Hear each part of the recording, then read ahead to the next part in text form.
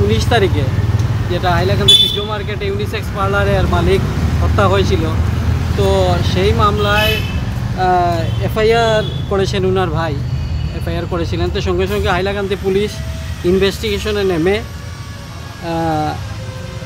ওই দিন সকালবেলায় পুলিশ ইনভেস্টিগেশন শুরু করে। তো পুলিশ ইনভেস্টিগেশন শুরু করে দয়াল দাস বলে যে হেল্পার ছিল ওই পার্লারের, তো ওকে শিলচর চেঙ্কুড়ি থেকে ওকে অ্যারেস্ট করেছে কালকে বেলা।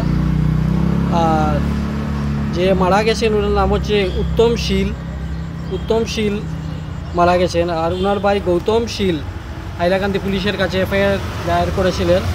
Hailakandi police immediately register the FIR under Hailakandi PS case number 81 2024 under section 120B 302 of IPC.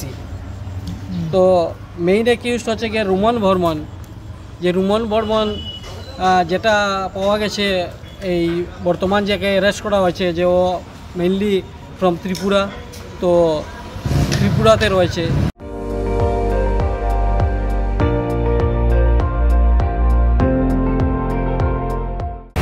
আপুনি চাই আছে ND24, সৰ্বশ্ৰেষ্ঠ নহয় সৰ্বোত্তমৰ দৌৰ।